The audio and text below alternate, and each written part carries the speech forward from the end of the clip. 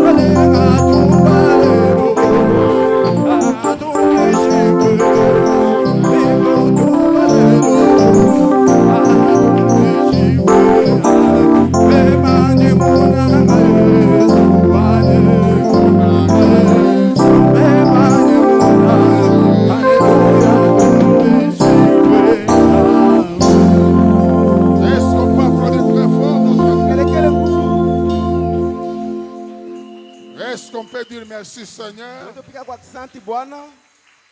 Êtes-vous disponible pour écouter la parole? Unakuwa tayari kusikiza neno la Mungu? Ok. Ndio.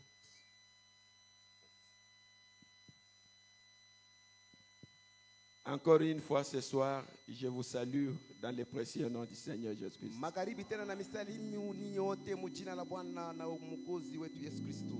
Je suis ravi que vous soyez aussi dans les bâtiments ce soir. Na bebewa na furaha kwa hivi mnakutanika mchumba ya Mungu magharibi ya leo. Ce n'est pas mince affaire en cette période difficile Haiko wakati ya wepesi, mwi wakati ya magumu kama hii tunayo. de voir un peuple qui se sacrifie pour venir Kuna écouter la parole. taifa inafanya nguvu inajitoa njuu mpate kuja kusikiliza neno la Mungu. Ma prière ce soir, Maombi yangu magharibi ya leo, que l'Éternel vous bénisse richement. yani Bwana amibariki kwa utajiri kabisa. Quels que soient les problèmes que vous pouvez avoir, Ingawa mambo unaweza kupata, qu'il nous amène la solution ce soir. itulete kwa majibu, atulete majibu magharibi ya leo. Je sais que Najua ya kama vous m'avez tellement marqué pour votre présence pendant la semaine. mnanishangaisha sana na uwepo wenu kati ya juma tunayo. Il y a des églises où pendant la semaine sont à moitié vides. Kuna kwa makanisa mingi kati ya wiki wala juma makanisa yanakuwa wazi au watu wanakuwa kidogo. Je remercie les révérends, c'est un très bon travail. Un peuple qui a faim et soif de venir écouter la parole. Nampikia mchungaji njoo anakuwa na kazi kubwa, taifa anakuwa na njaa njoo ya kuja kusikiliza neno la Mungu. Vraiment, ceci m'a encouragé et me donne encore l'onction de parler. Inanipatia kwa nguvu na mafuta ya mimi kuhubiri mzuri. Parce que quand vous êtes là, Wakati mnakutanika pale, l'onction quitte là et vient ici. mafuta yanatoka kwenu yanipakwa mimi. Alors ce soir, Alafu magharibi ya leo inclinons nos têtes pour un petit mot. inamishe kwa bichwa kidogo nje maombi. Seigneur Jésus, toi qui descendais dans les jardins d'Éden le soir pour communier avec tes enfants, descends encore une fois de plus ce soir au Life Tabernacle pour communier avec chacun d'entre nous. Comme tu es le lion qui rougit en ces temps vespéral, nous voulons que tu rougisses encore dans ces bâtiments, de manière que les petites bêtes de la diarrhée, les petites bêtes de maux de tête, les petites bêtes d'hernie, quel que soit le nom de la maladie, au nom de Jésus-Christ, que la guérison descende. Que les pécheurs soient délivrés. Et que celui qui n'a pas le Saint-Esprit ce soir, tu déverses le Saint-Esprit sur chacun. Nous nous remettons à toi, Père. Ouin moi, ouin l'interprète, ouin les bâtiments. Et bénis aussi le pasteur qui nous donne cette chance de parler à son église. Nous nous remettons tous entre tes mains, sachant que toi-même, tu vas nous aider du début à la fin, dans le nom du Seigneur Jésus-Christ. Amen. Pendant que nous nous tenons encore debout, Wakati tunasimama tena bwima mbele, nous pouvons ouvrir nos Bibles dans Jean tutafungua chapitre 12. Biblia yetu mkitabu cha Yohane sura yake 12. Nous allons commencer toujours sur le 20e verset et nous descendons. Tutaanza paka mstari wa 2 kama vile tuliposoma jana. Si vous êtes prêts, je lis au nom du Seigneur Jésus-Christ. Kama mnakuwa tayari, lakini nasoma mjina la Bwana Mwokozi wetu Yesu. Quelques Grecs du nombre de ceux qui étaient montés pour adorer pendant la fête s'adressèrent à Philippe de Bethesda en Galilée et lui dirent avec instance: Seigneur, nous voudrions voir Jésus. Philippe alla le dire à André, puis André et Philippe le dirent à Jésus. Jésus leur répondit: l'heure est venue où le Fils de l'homme doit être glorifié. En vérité, je vous le dis, si le grain de blé qui est tombé en terre ne meurt, il reste seul. Mais s'il meurt, il porte beaucoup de fruits. Celui qui aime sa vie la perdra.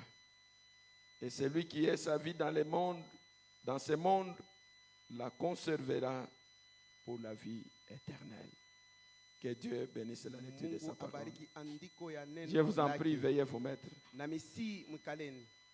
Pendant que vous êtes assis, wakati mnapoketi, j'ajoute Hébreux 13:8. mimi naongeza kitabu cha Waebrania mstari wa 13. Jésus-Christ est le même hier, aujourd'hui et éternellement. Yesu Kristo yeye yule mmoja jana leo na hata milele. Je remercie Dieu Napikia Mungu asante parce qu'il nous donne ces moments favorables d'écouter aussi sa parole. anatupatia wakati mmoja fadhili ndio tusikize neno lake. Merci aussi au pasteur, Asante pia kwa pastor mchungaji comme à chacun d'entre nous ce soir.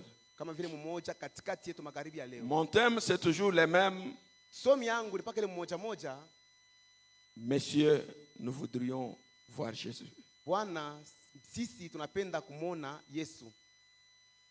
Nous ne prêchons pas seulement pour faire des exposés, Atubiri tu njoo kufanya kama vile mashangaisho fulani. mais en tant que pasteur, nous prêchons parce que nous avons un but que nous voulons atteindre. Kama vile pastori tunahubiri lakini tunakuwa na lengo moja yenye tunafukuzia.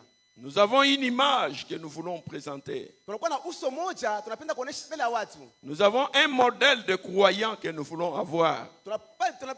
Mfano moja wa Kristo tunapenda kuwa nao. C'est pourquoi nous devons éviter de faire des exposés intellectuels. Njoo kama tunapata kuepusha kuonesha vitu vya kielimu. Mais nous voulons que le Saint-Esprit puisse mettre une connexion véritable entre l'homme et Dieu. Tunapenda kama Roho Mtakatifu upate kutia uhusiano ya kweli kupisha mtu na Mungu. Messieurs, nous voudrions voir Jésus. Bwana, tunapenda kumona Yesu. Mais moi, je vais vous amener à entrer en contact, pas le voir, mais entrer en contact avec Jésus. Lakini napenda kumileta kama upate kunyama hapana kumona lakini mwenyewe mapatano pamoja naye Yesu. Les Grecs, eux, voulaient le voir. Wayanuni walipenda waomone. Mais nous, dans ces temps du soir, Lakini sisi wakati ya magharibi kama hii, nous ne les voyons pas seulement, atumone tu. mais nous devons avoir une connexion véritable avec lui. Lakini tunapaswa kuwa na mapatano ya ukweli pamoja naye. C'est pourquoi hier, je vous ai dit, Njoo kama na jana nilimwambia. j'aime compatir avec ceux qui ont passé l'année 2024 dans les difficultés. Napenda kushiriki pamoja na wale walipita magumu mwaka 2022. J'aime que cette année qui a commencé, Napenda sasa hii mwaka mpya inapoanza. que Dieu nous fasse grâce Mungu atonee kwa neema. de réparer ce qui n'était pas bon, Ya kama baipushe benye bikuwa bibaya. de confesser nos péchés, Na tukiri pia dhambi zetu. de retourner vers Dieu Na kumurudilia paka Mungu Mwenyezi. et d'obtenir cette connexion pour l'éternité. Na kushika ile maunganisho njuu ya Nous ne sommes milele. pas chrétiens pour aujourd'hui et demain. Hatuna Wakristo njuu ya leo au kesho. Nous ne sommes pas chrétiens pour cette année et l'année prochaine. Hatuna Wakristo njuu ya hii mwaka hii wala mwaka ijayo. Mais nous sommes chrétiens pour l'éternité. Lakini tunakuwa Wakristo njuu ya milele na milele. C'est pourquoi cette connexion est nécessaire. Njoo kama ile maunganisho wala uhusiano iko ya kweli. Après avoir réparé les erreurs, Kisha kutengeneza makosa zetu, après avoir confessé les péchés, kisha kukiri madhambi zetu, nous avons le désir de communier avec lui. tunakuwa na mapenzi ya kushiriki pamoja. Pourquoi nous avions lu dans l'eau du rocher, Njoo tulisoma kama maji yanatoka kumwamba. rocher le 24 février 55. Bila mutarehe ya 24 mwezi wa pili mwaka 55. Je suis au chiffre 6. Ni kumshahidi yake 6. Mon frère Branham dit, oh Dieu bien-aimé, Yeye tu anasema ndugu mpendwa. nous venons très humblement auprès de toi. Tunakuwa kunyenyekeza mbele yako wewe Mungu. Père, Baba Mungu. au nom du Seigneur Jésus, Mujina la Bwana Yesu. te demander d'abord pardon, Naomba kwanza samani de msamaha. nous pardonner de nos péchés et nos erreurs. Utusamee kwa makosa yetu pia na kwa matia yetu. Nous ne pouvons pas avancer si nous ne réparons pas ce que nous avions fait de mal. Hatuwezi kusonga mbele kama tutengeneze benye tulifanya nyuma. C'est le pardon qui ouvre la voie aux bénédictions. Ni msamaha inafungula njia ku mabaraka. Nous ne pouvons pas aller de mal en pis, Hatuwezi kwenda kumabaya na mabaya kubwa mno. mais nous devons réparer. Lakini tunapaswa kutengeneza kwanza. Alors, si la connexion est bonne, Alafu kama maunganisho yanakuwa sawa et si nous ne nous sentons pas condamnés, na kama tuhukumiwe kamwe, nous pouvons élever librement nos mains tunaweza kunyanyua kwa unyenyekevu mikono zetu et demander à Dieu tout ce que nous voulons. na kulomba kwa Mungu vyote benye tunapopendeza. Et Frère Branham dit en dessous du chiffre 6, Ndugu Branham asema kushuka chini ya ile namba il dit, 6. et il écoute la prière de tout homme qui viendra humblement demander. Na yeye Mwenyezi Mungu anasikia maombi kwa mtu mwenye atakuja kunyenyekevu kumulomba. Nous avons cette grande connexion téléphonique, pour ainsi dire. Tunakuwa na ile maunganisho makubwa ya usimu. Nous prenons les récepteurs. Tunachukua kamatiki. Nous appelons les centrales Jésus-Christ. Tunaita ule mtu akatikana juu ya Yesu Kristo. Nous demandons d'être connectés à l'éternité. Tunamulomba tuunganishe naye milele na milele. Parce que si cette connexion n'est pas là, vous demanderez, mais ça ne marchera pas. Tu kama maunganisho wala uhusiano haiko utalomba lakini habitendeka. Et je vous ai lu hier dans les messages, allez réveiller Jésus. Mimi nimesomea jana mjumbe nitoka kama nendeni mulamushe kwa Yesu. Prêché le 3 novembre 63. Ibira mutarehe 3 mwezi wa Novemba mwaka Je suis au chiffre 30. Niko mshareke 30. Frère Branham dit, s'il n'arrive rien de ce que nous avons demandé, tunasema kama kufika kitu kenye kinataka sisi kulomba. nous devons vérifier les points de connexion de la ligne. Tunapaswa kurudisha pia maunganisho njoo mwenendo. Voyez, eti munaona? il y a quelque chose qui cloche quelque part. Kuna kwa kitu kimoja akiendeke mzuri fast moja. Peut-être qu'on a fait sauter les fusibles, voyez-vous. Sasa zingine bali lusi ile kamba maunganisho munaona vile. Mais Lakini nous faut avoir la chose correcte. inatupasha tupate kitu ya sawa. Et puis, Na kisha fatayo, si notre esprit ne nous condamne pas, kama roho zetu haitukumu, c'est ici où nous avons la responsabilité de réparer. njoo hapo tunapata uzito wa kutengeneza. Nous ne pouvons pas élever les mains si nous sentons une condamnation. Hatuwezi kunyanyua mikono zetu kama tunasikia hukumu ndani ya moyo C'est zetu. pourquoi cette opportunité nous est accordée. Njoo kama ni bahati wala fursa. Comme nous alitutolewa. commençons cette année, Tunaanza mwaka nous mpya. devons retourner vers lui Tunapata kumrudilia yeye kwanza et demander pardon. na kumlomba samani. Le bonhomme dit, si rien ne nous condamne, Ndio unasema kama kuna kitu chochote si nous ne kinatuhukumu, sommes pas condamnés, kama tukumie ndani ya moyo, alors nous avons la faveur de Dieu. alafu sisi tutakuwa na fadhili. Nous ya savons Mungu. que nous allons recevoir ce que nous demandons. Tunajua kama tunapaswa kupokea chochote sisi tunapolomba. Nous recevons l'objet de notre requête Tunapokea mema ya mahitaji zetu parce que nous ne sommes pas condamnés. juu sisi hatuhukumiwe kamwe. C'est pourquoi c'est très important pour le pasteur d'amener le peuple vers Jésus. Ndio kama ni ya muhimu kabisa mchungaji apeleke taifa mbele ya Yesu.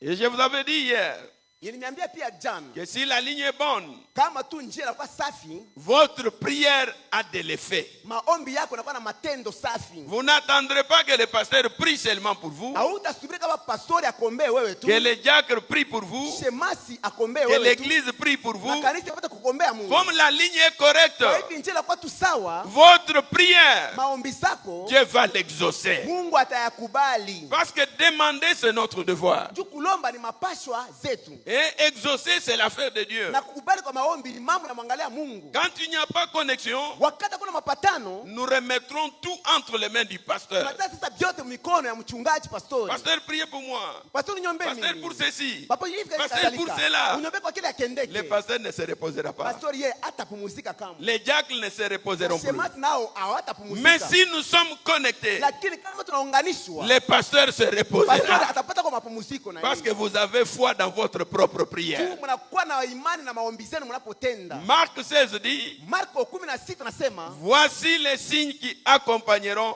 le pasteur. tazama maishara itasindikiza pastori, si ndio? Je vois la sœur qui dit Mimi non. na dada anatekesha kitu anasema haina vya Hein? vita. Voici les signes qui Tazama. accompagneront les diacres.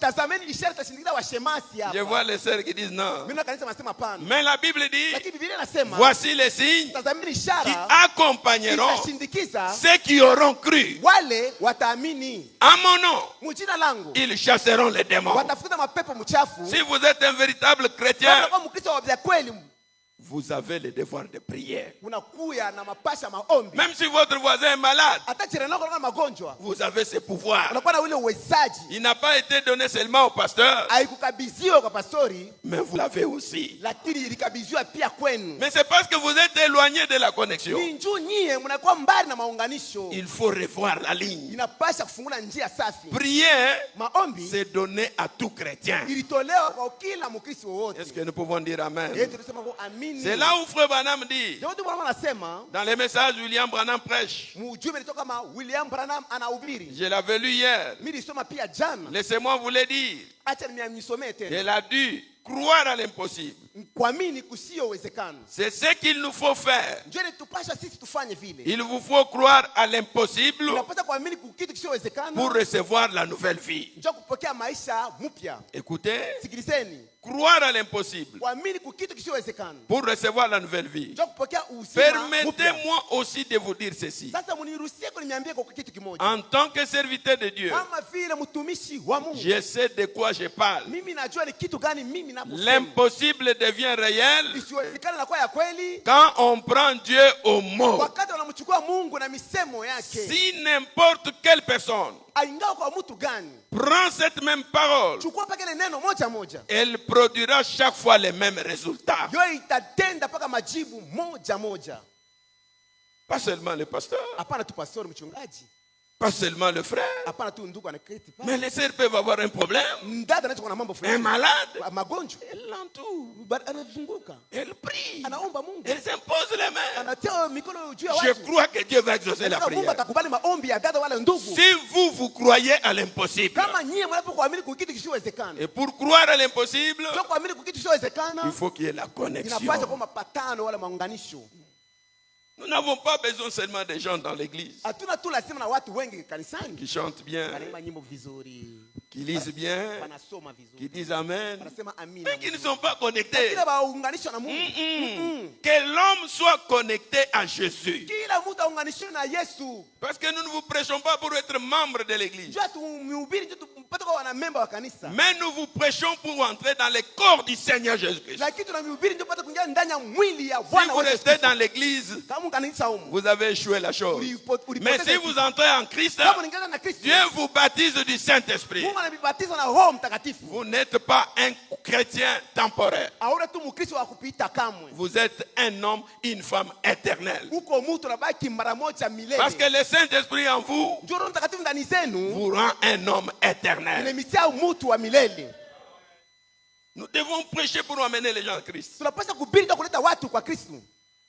Et si Na kama le pasteur prêche son église pastor anahubiri kanisa lake, en mettant de côté cette connexion, anatia pembeni maunganisho, en mettant de côté le Saint-Esprit, anatia pembeni Roho Mtakatifu, il tue l'église eko na uwa ni kanisa bila et il se kujua. tue lui-même. Na yeko unajua bila kujua. Parce que c'est lui qui va vous aider ici. Tu mwenyewe atamsaidia Ce n'est pahali. pas le pasteur Joseph, Haiko pastor Joseph. mais pasteur Joseph vous connecte à Jésus-Christ. Pastor Joseph yeye ananiunganisha na Kristo. C'est lui qui fait le changement des choses. Ni yeye anafanya mabadilisho ya kitu.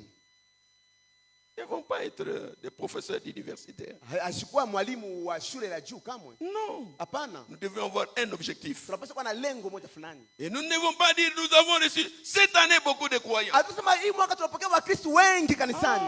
Notre église est devenue grande. Kanisa tunanenepa. Beaucoup d'argent. Watu wanayala kabisa. Oui. Ndio. Mais combien sont baptisés du Saint-Esprit? Sasa wangapi wanabatizwa na Roho Mtakatifu? On va avoir une église de 1000 personnes, Kanisa linakuwa na yapata 1000. mais 2 seulement sont des chrétiens. Lakini watu wawili tu wanakuwa Wakristo. Ce qui fait de vous chrétiens, Kile kinafanya nyinyi ce Wakristo. ne sont pas les brochures. Haiko mavitabu ya Ce qui fait ujumbe. de vous des Kile chrétiens, kinafanya nyinyi Wakristo. ce n'est pas savoir lire les messages. Haiko kujua kusoma Ce mzuri. qui fait de vous des Kile chrétiens, kinafanya nyinyi Wakristo. pas parce que vous chantez bien, Haiko ndio wanaimba nyimbo mais vizuri. vous êtes chrétien Unakuwa Wakristo lorsque vous êtes baptisés du Saint-Esprit. wakati mnabatizwa na Roho Mtakatifu. C'est ça. Njoo vile. Sans le Saint-Esprit, Bila Roho Mtakatifu vous êtes en train d'errer. Mungu na tanka bule. Cette connexion est nécessaire. Hii mapatanisho yanakuwa ya muhimu. Parce que Njoo quand vous êtes connecté, wakati mnaunganisha vizuri. le pasteur, même s'il n'est pas chez vous à la maison, Pastor hata akudarike kwenu nyumbani. le Saint-Esprit c'est un enseignant. Roho Mtakatifu anakuwa ni mwalimu En kwenu. voyage, Msafari il est avec vous. yuko pamoja na nyinyi. Au travail, Kazini, il est avec yuko vous. pamoja na nyinyi. Au marché, Kwa sokoni, il est avec yuko vous. pamoja na nyinyi. À l'université, Shule ya il juu, est avec yuko vous. pamoja na nyinyi. Partout où vous marchez, Popote le unatembea, Saint-Esprit vous Roho conduit. Mtakatifu anamiongoza. Alléluia. Haleluya. Pas un chrétien de l'église. Hapana Mkristo anakutanika mkanisa tu. Un chrétien éternel. Lakini Mkristo wa Parce milele. qu'un jour, Ndio siku on moja peut fermer l'église. banaweza kufunga kanisa. Un jour, Siku moja, les pasteurs peuvent voyager. Pastor anaweza kusafiri. Un jour, Siku moja, les diacres seront absents. shemasi anaweza Mais kukosa si kanisa. le Saint-Esprit Lakini est en kama vous, Mtakatifu ndani yenu nyie, il fera le travail nécessaire. atafanya kazi ya lazima ya muhimu. Je vous dis la vérité. Bila mbele ni ukweli mtupu. Nous aurons perdu si vous n'avez pas le Saint-Esprit. Tuliweza kupotea kama tuna Roho Mtakatifu. C'est ça la connexion. Ndio ilikuwa Les mapatanisho. Grecs sont allés pour le voir. Wayahudi walienda kumuona. Mais nous, Sisi nous devons communier avec lui. tunapata kushiriki pamoja naye. C'est cette communion que nous cherchons. Ndio ile ushirika yenyewe natafuta. Beaucoup de gens Watu wengi ne savent même pas pourquoi Frère Branham apporte ces messages. abujue na wanagani tu wanaleta ujumbe Je kama vais hivi. vous lire une citation. Temisomea kwa shairi moja. Celui qui projette peut nous chercher. Mwenyewe atatutui J'aime que pia. nous puissions lire ensemble. Mnapenda tusome pamoja. Exposé de cet âge de l'Église, les livres. Hiyo kwa bizaji sababu ya kanisa. La dernière page, Pepa yake ya mwisho tu. les derniers paragraphes. Mkato ya shairi yake ya mwisho. Frère Branham prêche tous les âges. Ndio Branham anahubiri vizazi vyote. Il arrive à la fin. Anafika mwisho ya vyote. Il conclut maintenant. Anafikia kifungo sasa Les maandiko. derniers paragraphes. Ile tu shairi yake ya mwisho tu kabisa. C'est là où il termine. Ndio bana anatia nukta. Écoutez ce qu'il anamaliza. dit. Sikiliza anasema. Si on projette, vous pouvez lire. Kama anatutilia En aucun instant, hata wakati mmoja. je n'apporte aux gens un message pour les pousser à me suivre Ninabaleta ujumbe ndio basukume watu wanifuate mimi Branham. ou à se rattacher à mon assemblée Au waambatanishe na makutano yangu ya kanisa. ou fonder un groupe, Au kutia umati ya watu une fulani. organisation. Au matengenezo moja fulani. Je n'ai jamais fait cela Mimi siyafanyaka vile kamwe. et je ne le ferai pas maintenant. Na mimi Branham sitaifanya hata sasa hivi. Je n'ai pas intérêt pour ces choses. Sina na faida hata kidogo ndio ile vitu. J'ai en revanche un intérêt pour les choses de Dieu et pour les gens. Na kuna marudishio njuu ya faida ya Mungu pia ya watu. Je serai satisfait Takuwa na furaha si je peux réaliser une seule chose. kama mimi naweza kutimiza kitu moja tu. Est-ce que vous êtes avec moi? Eti mnakuwa pamoja na Je mimi. serai satisfait. Takuwa na furaha. Je serai satisfait Takuwa na furaha si je peux réaliser une seule chose. kama naweza kutimiza kitu kimoja. Est-ce que vous êtes avec moi? Eti mnakuwa pamoja na mimi. Est-ce que vous êtes avec Mnakuwa moi? pamoja na mimi. Je serai satisfait Takuwa na furaha si je peux réaliser une seule chose. kama naweza kutimiza kwa kitu kimoja tu. Cette chose, Na kile kitu c'est devoir s'établir ni kutengeneza tu une relation spirituelle véritable uhusiano ya kiroho ya kweli pamoja na Mungu. entre Dieu et les hommes, Kubisha Mungu pia na watu wake. dans laquelle Yenyewe les hommes deviennent de nouvelles créatures yenyewe watu wanakuja viumbe vipya en Christ, ndani ya Kristo remplis de son esprit, na kujaziwa pia na roho yake Kristo. vivant selon sa parole. Kuishi kupisha neno lake Kristo. J'adresse à tous une invitation. Mimi naambia wote na alika wote aliko moja fulani. Est-ce que nous pouvons dire Amen? Ndio sema kwa amini. Est-ce que nous pouvons dire Amen? Ndio sema kwa amina. Les messages ne restent pas seulement pour la guérison. Ujumbe haibakie tu njia ya dini. C'est bon. Ni mzuri. Les malades doivent être guéris. Ili wagonjwa wapate wapone. Mais la meilleure guérison, Lakini matunzo safi ya c'est kweli. l'âme qui est à Ni l'intérieur. nafsi inakuwa ndani ya moyo ya mwili.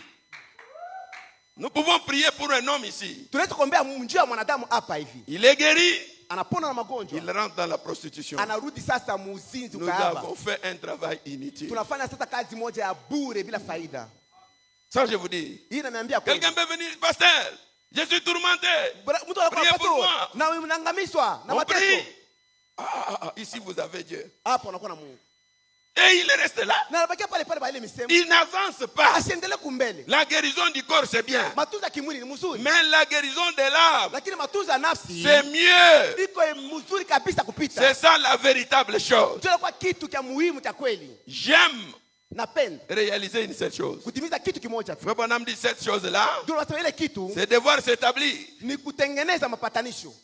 entre l'homme et Dieu, Pia mwanadamu pia na Mungu Mwenyezi Mungu. une relation spirituelle véritable. Uhusiano ya kiroho ya kweli kabisa. Pas de la face. Hapana tu michezo. Non. Hapana. Un homme qui est sûr. Mtu anakuwa na hakikisho safi. Un homme qui est sûr. Mtu anakuwa na uhakika wa Une relation véritable. uhusiano ya ukweli. Que ce soit la nuit, Iyo que usiku. ce soit le matin, Iyo que asubuhi. ce soit à midi, Iyo la wakati. connexion est toujours rétablie. Lakini mapatanisho na uhusiano yanatiliwa pale pale.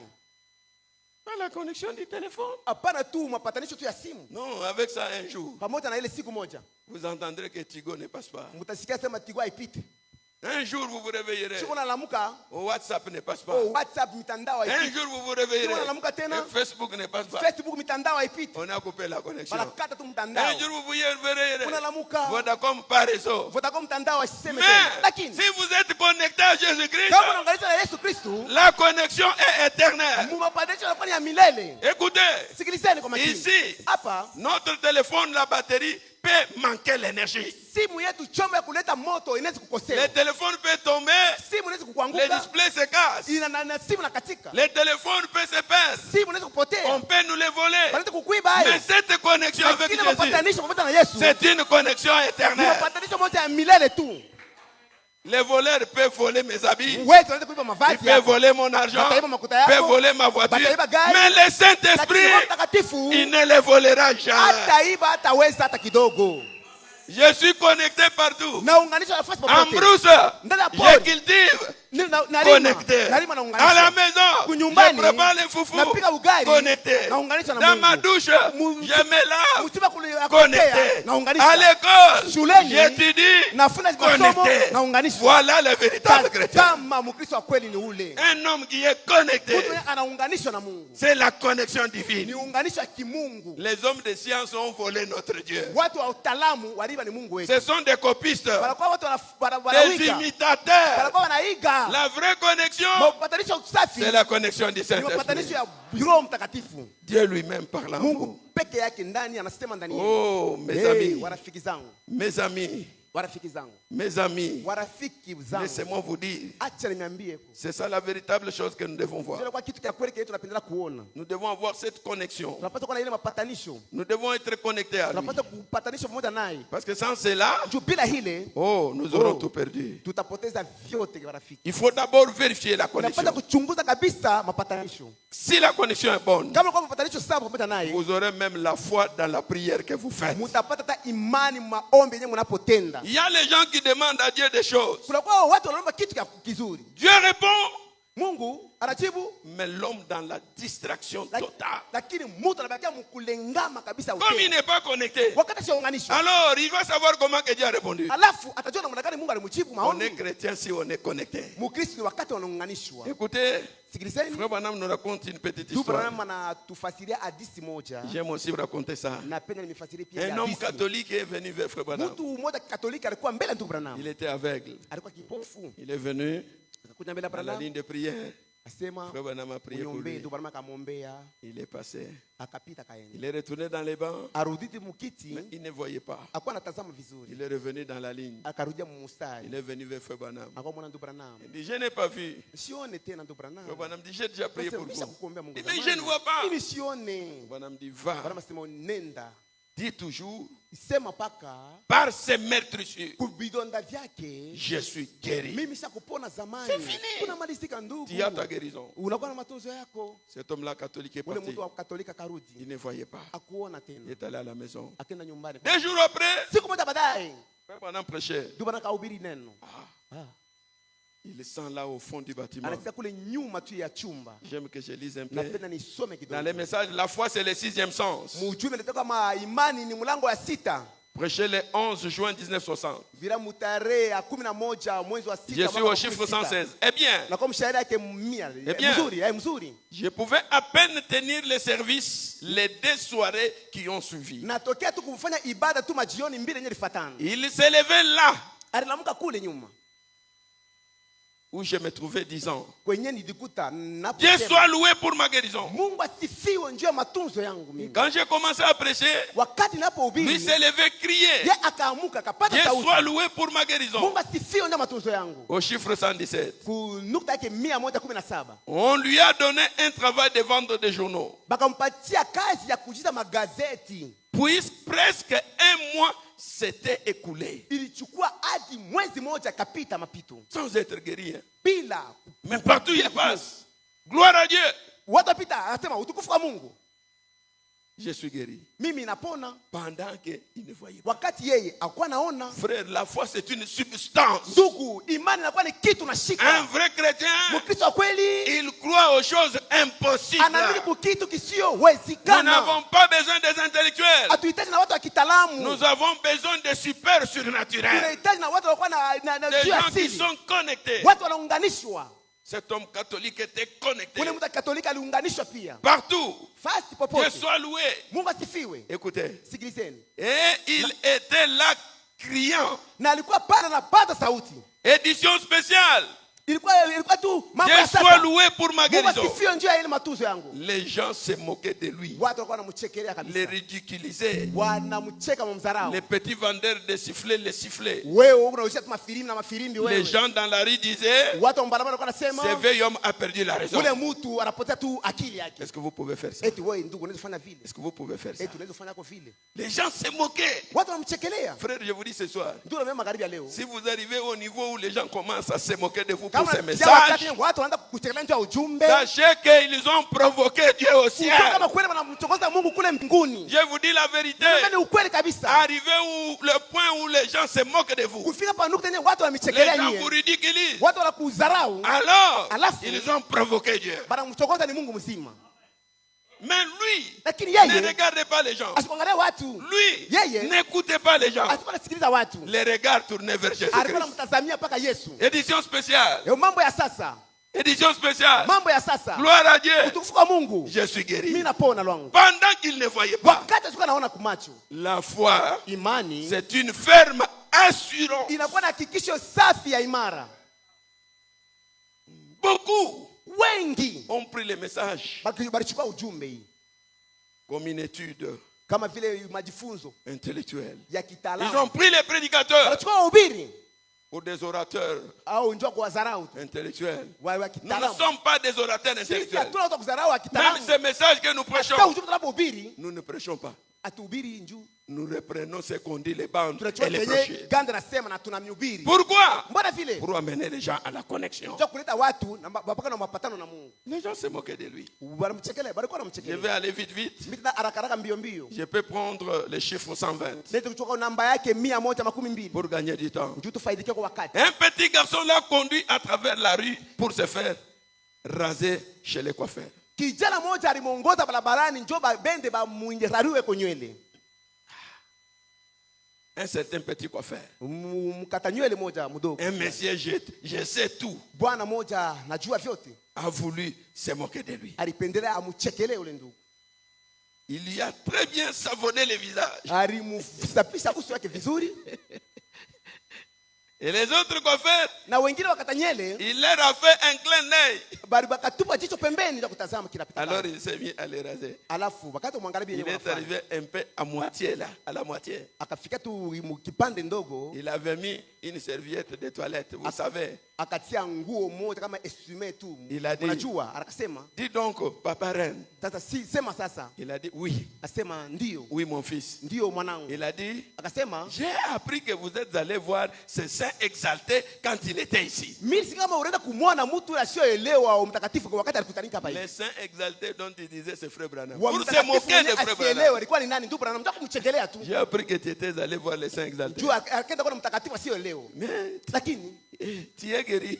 tunapona wewe, ulipona pale wakati unaenda kumwona. Il fait signe à ses Anafanya amis. alama moja ya vidole. Eske mumwangalie. Eske huyu eko noni? Est-ce que tu es Eske guéri? aliponeshwa huyu ndugu. Tu es guéri. Wewe aliponeshwa Frère, tu. quand les gens se moquent de vous, Wakati ukielewa ndugu yangu, Dieu va provoquer une chose qui va les fermer les bouches. Mungu atatokola kitu kimoja kitawafunga binwa.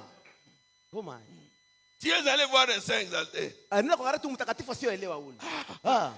J'ai appris que vous avez été guéri. Mimi nasikia habari kama wewe ulipona. Il a dit oui. Asema ndio mimi nilipona. Que Dieu soit loué pour m'avoir guéri. Mungu asifiwe njoo Et alinitunza. quand il a dit cela, Wakati alisema ile neno, ses yeux se sont ouverts. macho yake akafunguka kwa ghafula. Alléluia. Haleluya. Quand il a dit cela, Wakati alisema vile, ses yeux se sont ouverts macho yake yalifunguka. pendant qu'il était assis sur la chaise du coiffeur. Wakati alikuwa anaketi mchumba Il a sauté de cette chaise akaluka pale kitu pa avec saluni. les serviettes de toilette autour du cou. Na isime na zuka tu msingo yake. Les coiffeurs mkata nyele a couru à la porte akatoka tena saluni avec son rasoir à la main, na ile tungu yake en kumikono. train de dire, Yuko nasema venez voir, mwa muone les vieux à vue. huu mzee anaona. Les gens qui se détractent contre vous, Watu ndio walikuwa wanashambulia nyie. les gens qui vous haïssent pour le message, Watu wanakushukia ndio ujumbe. les gens qui se moquent de vous, Watu wamchekelea nyie. un jour, Siku moja ils feront votre publicité. wataona tu matangazo yako ya mzuri. Laissez-les vous ridiculiser. Acha tu wao wamizarau vile wanapenda. Mais notre Dieu est capable. Mungu wetu ana uwezaji kabisa. Notre Dieu est puissant. Mungu wetu ana uwezo. Avec Jésus, Pamoja na Yesu tout est possible. yote yanawezekana. C'est lui qui s'est moqué de lui. Mungu anamchekelea ule Dehors, nje. avec les gilets à la main. Anatoka tu Venez, na wembe kumikono. venez. Kujeni. Les vieux Kujeni. Ule mzee mikono nyele anaona. Ce vieux-là a vu Ule mzee aliona parce que juu il est resté connecté. alibakiwa anaunganishwa na Mungu mzima. Nous, nous faillissons. Sisi tunafeli tunashinda. Vous priez, Mnaomba mais vous faillissez. lakini mnafeli. Vous faillissez. Mnafeli. Les Grecs Wayanuni sont arrivés wakafika pa nafasi. parce que les miracles de Jésus avaient secoué la contrée. Juu miujiza ya Yesu wala ishara itenkesha tu eneo yote. C'était quelque chose de grave. Ilikuwa kitu moja kia hatari mno. Au que les sacrificateurs se sont rassemblés, Kufikia hata wakoani walifanya mkusanyiko yao. ils ont dit, tuons Lazare. Wasema situue Lazaro huyu. Parce que s'il reste en vie, Njoo kama kama mzima. beaucoup de gens vont suivre Jésus. Watu wengi watamfuata Yesu Les nyuma. Juifs étaient contre Jésus. Watu walikuwa tu wanampinganisha Yesu. Or, il était venu pour eux. Japo Yesu alikuwa juu yao. Et ce sont eux qui les haïssaient. Ni wao pia wanamchukia baadaye. Pourquoi il a fait un tel miracle? Mbona anafanya miujiza maishara kama hii? Tout le monde va le suivre. Wote watamfuata si ndio? Tuone. Tumfuate tumuue. Tuons Lazare. Tuue Lazaro tu. Si Dieu vous bénit, Kama Mungu anakubariki. attention, Keba ange ndugu dada. soyez à genoux, Wende kwa magoti. priez beaucoup. Omba Mungu kabisa. Chaque bénédiction Kila baraka amène un combat. inaletaka vita moja. Oh my. Des fois, je regarde les gens, Seigneur, bénis-moi. Sasa bariki na vifaa. Est-ce que tu as la foi de combattre pour ce que tu demandes? Eti una imani kugombana vita wakati unaomba baraka. Plus on t'élève, Wakati wa kunyanyua, plus tout le monde te regarde. zaidi watu wanakutazama watu. Attention maintenant. Hein. Keba ange sasa mambo yanataka Attention. kufika. Keba ange mambo yanataka kufika. Attention. Keba ange. Quand nous fûmes des petits enfants, Wakati kwa watoto wadogo. quand nous sortions de l'école, Wakati kutoka shuleni affamés, na njaa on tumboni. voyait les manguiers alignés là-bas. Tunaona tu maembe na hivyo vizuri kumuchi. Les manguiers qui souffraient beaucoup, Ile tu muchi ya embe ilikuwa inateseka. c'est celui qui avait des fruits. Ni yenyewe ilikuwa na matunda tamu ya kuivya. Quand je vous dis la vérité, Nina la chacun kweli. prenait un bâton. Mwana katika muti bakora na Pourquoi? Parce qu'il y a des mangues mises au-dessus. kuko nyembe mzuri na hivyo. Quand Dieu vous bénit, Wakati Mungu anakubariki, tous les regards sont tournés vers vous. matazamio yote yanakuangalia wewe. Soyez maintenant fermes. Mkwe sasa na imara ya maombi kwa magoti. Soyez fermes. Mkwe na imara kabisa. Gardez la connexion. Mchunge tu mapatanisho, maunganisho na Mungu. Elle ne voulait pas de lui. Hawakumpenda. Mais les Grecs sont venus. Lakini Wayahudi walifika. Mais Lakini les Grecs ne le connaissaient pas. Wagreki Wayahudi hawakumjua. Ils vont aller chercher quelqu'un qui ne connaît pas. Beko na mtu lakini hawamjui. Oh my. Nous cherchons Jésus. Tunatafuta Yesu yuko wapi? Tunatafuta yule Bwana Yesu. Les Juifs. Wayahudi Cet homme-là, nous, on n'a même pas besoin. ule mtu atumhitaji hatuna naye lazima. Nous cherchons Jésus. Est-ce Tunamtafuta qu'on Yesu. n'a pas entendu Amkumona, Nous cherchons amkusema anasema juu ya Yesu, Ils sont tunamtafuta ni arrivés Yesu. vers un petit enfant. Parafika wa mtoto mmoja mdogo, Les enfants ont toujours été sincères. batoto wao unaona wanakuwa na ukweli kabisa. Nous connaissons cet homme. Tunajua ule mtu. Mais si vous voulez le voir, Kama unapenda kumuona, allez là-bas. nendeni kule. Quand vous arrivez, Wakati wafika pa nafasi, demandez Philippe. muulize kwa kwanza ule mtu anaitwa Filipo. C'est lui qui peut vous montrer. Ni mwenyewe mshontea penye panakutanika ule Bwana. Frère Branham dit, Ndio Bwana anasema quand ils sont arrivés, wakati walifika nafasi, les Grecs ne le connaissaient pas. Wayahudi hao hawakumjua. Ils ont commencé à chercher Philippe. Kaanza kutafuta sasa Filipo ni nani? Quand ils ont trouvé Philippe, Wakati wakapata Filipo, c'est Philippe qui les connaissait bien. ni Filipo alikuwa anawajua vizuri matabia Dans zao. cet âge, Wiki sasa leo, les gens cherchent Jésus. watu wanatafuta Yesu. Chaque église cherche Jésus. Kila kanisa Chaque wanatafuta Yesu. dénomination parle de Kila Jésus. sehemu wanatafuta Qui Yesu. va vous montrer Jésus? Sasa ni nani atamshontea Yesu? Dans cet âge, Wiki sasa nous leo, avons seulement Philippe. wakati wa Filipo Et moja. notre Philippe, Na Filipo wetu c'est William ni Marion William Marion Branham. Branham. En dehors de Branham, Nje ya William Branham, personne d'autre ne peut nous pointer Jésus. mtu hata mmoja asisi kutushontea Yesu. Jamais. Kamwe kamwe C'est la mission officielle de Frère Branham. Ni kazi ya upekee ya ndugu Branham. Pas deux messagers dans un Hapana âge. wajumbe wawili ndani ya kizazi. Dans cet âge, Mwi kizazi un seul messager. mjumbe mmoja tu. Son nom c'est William Marion Jina lake ni Branham. William Marion Branham.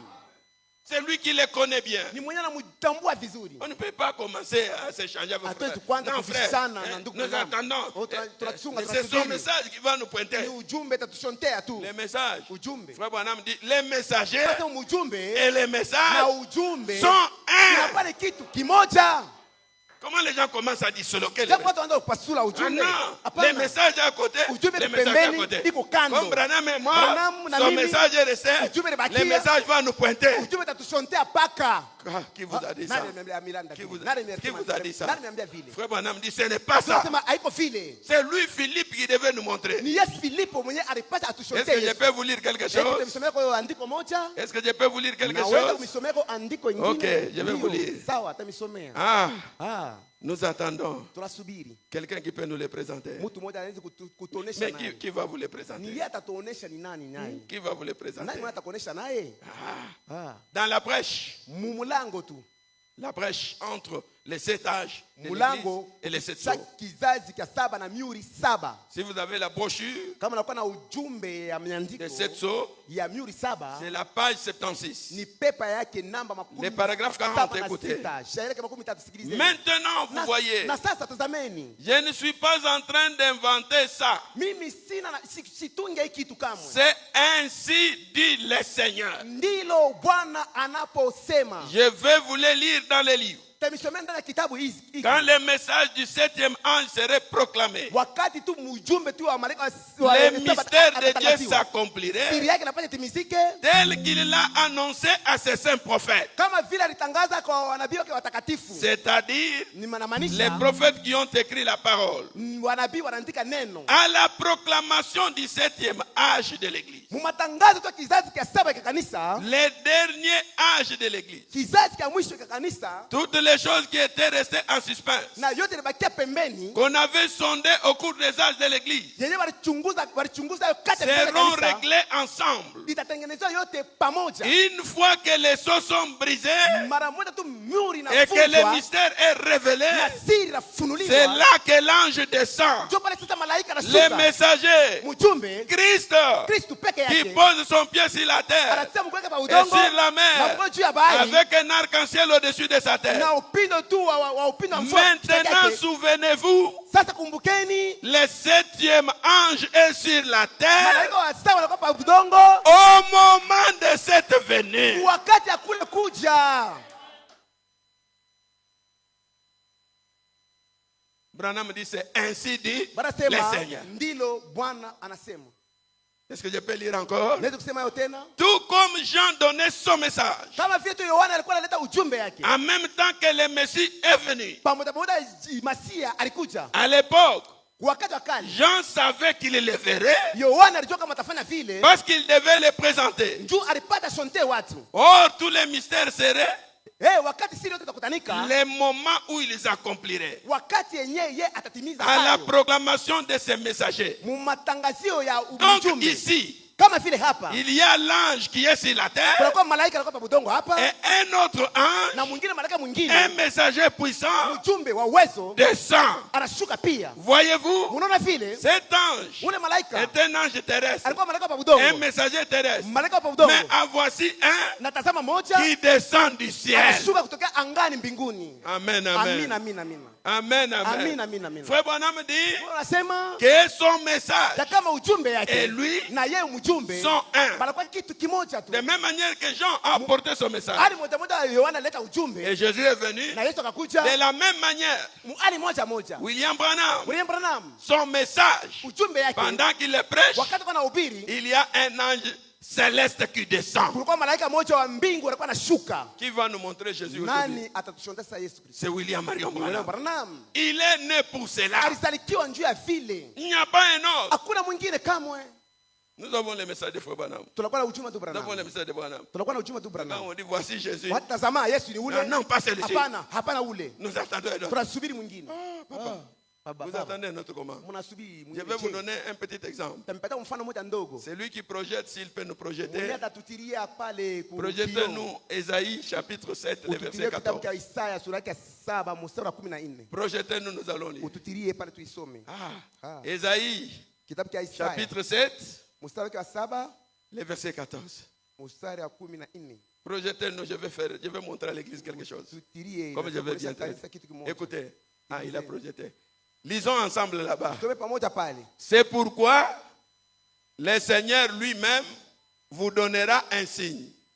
Voici, la jeune fille deviendra enceinte, elle enfantera un fils et lui donnera le nom de Emmanueli. Est-ce que vous êtes tous d'accord? Eti tunamkumbuka pamoja. Ça c'est la Bible. Hii ni Biblia inasema vile. C'est ça les rouleaux Njoo kwa kitabu qui étaient lus kenye par les kilisomewa souverains kwa sacrificateurs. mkoani moja mkubwa. Maintenant, Na sasa ce qui a compliqué les Juifs, kenye kilichanganywa Wayanuni c'est le message de l'ange Gabriel. ni ujumbe wa malaika Gabrieli. Quand Gabriel vient, Wakati Gabrieli anakuja, tu deviendras enceinte. utapata mimba, Tu enfanteras un fils. utazala mwana moja. Tu lui donneras le nom de. Utamtolea jina la Tu lui donneras le nom de. utamtolea jina la Là-bas, nous avons quel nom? Watu wakana jina gani? C'est ce qui est écrit dans les rouleaux. Mais Gabriel vient Lakini Gabrieli anakuja avec un autre na message ujumbe qui mwingine n'est pas écrit. haikuandikwa. Il dit à Marie, Akaambia kwa tu Mariamu, deviendras enceinte, utakuwa na tu mimba enfanteras un fils, na utazala tu mwana, lui donneras le nom de. utapanga jina ya Maintenant, sasa. quand les souverains sacrificateurs venaient, Wakati mkoani mkubwa c'est alikuja, toi le Messie. ni wewe Mesia, Ton nom c'est qui? jina lako ni nani wewe? Jésus. Yesu. Attends. Subiri. Il prend les rouleaux, Akachukua kitabu, il les ouvre, akafungula, enfantera un fils, akasoma, on lui akazaa donnera mtoto, le nom akampatia de jina la Emmanuel. Alléluia. Ale, toka hapa wewe. Ezayote. Ale, haina wewe. Bisotozo c'est la dame. Ni sisi tunamchunga sisi. C'est ainsi que les Juifs ont repoussé Jésus. Sio kama ni sukuma Yesu. Aujourd'hui, Japo leo c'est la même scène. ni mambo moja moja. Alléluia. Haleluya. Aujourd'hui, Leo hii c'est la même ni scène. mambo moja moja. La Bible dit, Biblia inasema quand le 7e sceau fut ouvert, wakati mihuri sita ilifunuliwa, il y eut un silence. kulikuwa ukimya pa dunia. Il y a un silence. Kulikuwa ukimya moja pa Qui dunia. connaît le silence Na là? ndio ile kimya ile. Personne. Mtu hata moja Et quand duniani. les 7 tonnerres ont grondé, Wakati mnguruma saba Jean iliunguruma, dit, Yohana anasema j'allais mimi écrire. pendelea niandike, Mais lakini la voix lui dit, n'écris sauti pas. ananiambia usiandike wewe Yohane. Le message de Frère Branham, Ujumbe tu Branham c'est un message non ni écrit. ujumbe bila kuandikiwa. Le message de Frère Ujumbe tu Branham, Branham ce n'est pas un message haina intellectuel. ujumbe tu ya mihuri saba. Le message de Frère Ujumbe tu Branham, Branham on ne peut pas le comprendre avec la tête. hauwezi kuelewa na kichwa. Le message de Frère Ujumbe tu Branham, Branham c'est un message non ni écrit. ujumbe bila kuandikwa. Oma. Les Juifs ont manqué de le voir Wayayua wanakosa kumuona. parce qu'ils n'étaient pas conformes aux écrits. Njoo aufananishe na maandiko zile. C'est pourquoi on a demandé à Frère Branham. Njoo kama nasoma tu Branham. Je lis dans les messages enlèvement. Nasema ndana ujumbe kunyanyuliwa. Je suis juste au chiffre 156. Niko tu pale pa namba yake makumi mia moja Frère Branham dit, na sita. Ndio vous n'êtes pas aveugles. hamuna vipofu kamwe. Vous êtes des gens sensés. Mnakuwa watu wa kweli. Si je me tenais ici Kama nasimama hapa mbele yenu. et que je disais ces choses pour vous faire du tort, Na mimi nasema hivi tunataka kumfanya mabaya. je dis cela parce que c'est la vie. Mimi nasema ile njuu ni uzima. Je suis responsable envers Dieu de dire cela. Na kuwa na mataraka wala buzito mbele ya Mungu njoo nipate kumisomea niseme hivi. Je dois le dire. Mimi napata niseme. Pendant tout ce temps qu'il y avait des guérisons, Wakati yote kulikuwa matunzo hapa hali. je savais toujours Mimi nilikuwa najua tu kila cela était pour attirer l'attention des gens. ile ilikwenda kukokota angalisho ya watu. Et que Yani les messages viendraient ensuite. ujumbe itafata baadaye. Aujourd'hui, Leo hizi beaucoup sont restés seulement avec la guérison. wengi wanabaki mpaka na matunzo ya kimwili. Venez chez nous. Mkujeni On kwetu. guérit. Wanatunzaka. On fait ça. Wanaponeshaka. Oui. Ndio. Après la guérison. Kisha za matunzo. Quel est le message que vous donnez aux enfants de Dieu? Sasa ujumbe gani utatolewa kwa watoto wa Mungu? Frère Branham dit depuis tout ce temps qu'il y avait des guérisons, Ndio wakati kulikuwa matunzo, je savais que c'est pour attirer l'attention des gens. nilikuwa najua kama ndio kukokota tu angalisho ya Et watu. que Yani mon message viendrait ensuite. ujumbe yangu utafata baadaye. C'est pourquoi le ministère de Frère Branham Kwa huduma yangu a Branham 3 poules. inakuwa na mkokoto Les matatu. premiers poules, Mkokoto wa kwanza, les deuxièmes poules. mkokoto wa pili. Mais aujourd'hui, Lakini leo hizi, leo hii nous sommes dans le troisième tunakuwa poule. mkokoto wa tatu. Aujourd'hui, Leo hii c'est la parole qui est proclamée. neno natangaziwa. Aujourd'hui, Leo hii la guérison, c'est la parole. matunzo ni neno la Mungu. Le pardon, c'est la parole. Msamaha ni neno. Le baptême du Saint-Esprit, c'est la Ubatizo wa parole. Roho Mtakatifu ni La neno. vie éternelle, c'est la Uzima wa parole. milele ni neno. On a envahi par beaucoup d'églises. Hatuna hata kuokoa na makanisa Venez mengi. chez nous, on a la parole. Muja kwenda kutokana na Vous neno. entrez là. Kwa kutokana na mnaingia ndani C'est mule. toute l'église qui a des dons. Unaona kanisa letu kuna mazawadi. Je ne suis pas contre les dons. Mimi sipinganishi zawadi. Je les aime. Mimi napenda mazawadi. J'aime les dons. Napenda Mais je vipawa. vous dis une chose. Ninakuwa kitu kimoja. La Bible dit, Yeye anasema les parler en langue cesseront. kusema kwa lugha Les kutakomeshwa. prophéties cesseront. Utabiri itakoma siku moja. Mais la parole, Lakini neno quand le parfait viendra, wakati utakuja, alléluia. haleluya. Je suis allé quelque part. Mimi na nafasi moja Un fulani, frère a acheté sa voiture. ndugu mmoja alinunua gari mpya. Comme mon frère qui était venu me prendre avec sa voiture. Kama vile Écoutez. mwanangu alikuwa kuchukua na gari. Il amène la voiture à l'église. Anakuwa na gari kanisa. Les vases sortent là. Wavyo walikuwa Ainsi dit pale. le Seigneur. Wakalalamika Mettez kama vile cette wanasema. voiture à l'église. Muda ndio alikuwa na gari 30 kanisa. jours. Siku 13. Dieu va aussi rouler dedans. Mungu pia atabulula ile ndani. J'ai dit Lungwa Sema mutoke kule Est-ce vya que bongo. Dieu pour se promener, il a besoin de la voiture. Mungu ndio kutembea kwa na gari. Mettez la voiture à l'église. Na kwa kanisa ndio alikuwa Dieu va kanisa. d'abord rouler dedans. Mungu na atabulula kanisa. Écoutez, Gari, les msikilize. dons c'est bon. Zawadi C'est pour l'âge pentecôtiste. ni njoo kipentekoste. Mais aujourd'hui, Leo hizi je vous scandalise. na mikwaza. Je vous Na scandalise. mikwaza kwanza. Le 7e âge Kizazi cha saba est déjà terminé. kisha kumalizika. Le 7e âge Kizazi cha saba est déjà terminé. kisha kumalizika zamani. La mission de Frère Branham, Kazi ya ndugu Branham comme 7e messager, kama vile mchumi wa est saba déjà terminé. kisha kumalizika zamani. Aujourd'hui, Leo hii nous sommes sortis dans le chiffre 7. tunatoka munamba 7 Nous sommes entrés dans le chiffre 8. tunaingia munamba 8. Ici, Hapa hivi hapa c'est mkanisa Christ lui-même. Kristo peke yake. Mama. Ici, Hapa kanisani kanisani humu c'est Christ lui-même. Kristo peke yake. Nous vivons dans quel âge? Kizazi Et gani? la plénitude de la parole. Cha utele ya neno la Mungu. J'aime voyager pour Kisangani. Mimi safiri kule jimbo ya Kisangani. On va d'abord aller demander à Dieu. Nikaenda pale Kisangani. Mais moi je suis fonctionnaire. Mimi nakuwa mfanyakazi wa Comment j'ai serikali. fait l'ordre de mission? Mimi naacha kazi. Demain je voyage. Natoka Je suis safari. venu dire au revoir au pasteur. Nakuwa kumilaka Non, pastor hapana. donc on demande la maison de dons. Wanaweza kuomba nyumba zawadi. Dis. Ah. Même pour aller en voyage. On a fait Pour ça. que ma femme prépare les bidjans, on va demander encore les vases. Pour qu'on puisse manger, qu'on demande les vases. Unatoka na watu na Quel utaji. esclavage! Utumwa tu. Aujourd'hui, Leo la parole s'incarne en vous. neno inasema tena. Je vais aller à Lubumbashi, je vois mon pasteur. Mimi tenda Lubumbashi kuona pastor. Seigneur, Bwana, ton fils va à Lubumbashi. mwanako anaenda Lubumbashi. Tu connais que c'est un fonctionnaire. Unajua kama ni mfanyakazi wa serikali. Précède-le, Umtangulie kumbele. garde-le. Umchunge. Au nom du Seigneur Kwa jina la Jésus. Bwana Yesu. Amen. Amina. Fini. Ale kuna isa maombi yako nafanya. Dieu Mungu nous a donné ce que Paul n'avait pas. alitutolea kenye Paulo asikuwa naona. Il nous a donné ce que Irénée n'avait pas. Alitukabidhi kenye Irenea Il nous a asikufanya. donné ce que Colomba n'avait pas. Alitukabidhi kenye Ikolomba asikuwa nayo. Pourquoi vous voulez retourner dans les âges passés? Mbona mnataka kurudi kwa makosa ya zamani? Comme les enfants d'Israël. Kama watoto wa Israeli Ils sont sortis de l'Égypte. bali wanatoka ku Misri. Contents.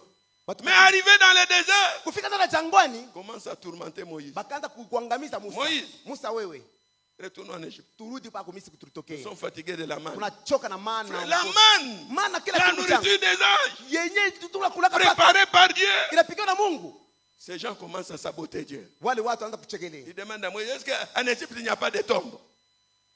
Est-ce qu'on ne pouvait pas nous enterrer en Égypte? Eti basi kutuzika na Misri. Pourquoi tu nous as amenés ici? Mbona unatuleta hapa hivi? Allez, il faut même une petite réunion. Inapaswa kutufanya mkusanyiko mmoja. Nommons un autre chef. Kutuita mkubwa wetu Retournons en Égypte. na tupige Misri. Frère Branham dit, Ndio Branham anasema, Frère Branham dit, ndio Branham anasema, ils étaient sortis de l'Égypte. balitoka kule Misri. Mais Lakini l'Égypte Misri n'était pas sorti d'eux. haikutoka ndani yao. Ils étaient toujours en Égypte. Balikuwa ndani ya Misri. Bien qu'ils avaient traversé la mer Rouge, Wakati wanafika bahari Mwekundu, bien qu'ils étaient dans le désert, ataruka ndani ya jangwa. l'esprit égyptien Roho était ya en Misri eux. ilikuwa mpaka ndani hapo. Aujourd'hui, Leo beaucoup ont quitté le wao pentecôtisme. wanataka Pentekoste, Ils sont venus au message. banakenda na ujumbe. Oui, Ndio. ils ont quitté le pentecôtisme. Banatoka Pentekoste. Mais le pentecôtisme Pentekoste est toujours mpaka en eux. ndani ya bale bantu ndani yetu hapa.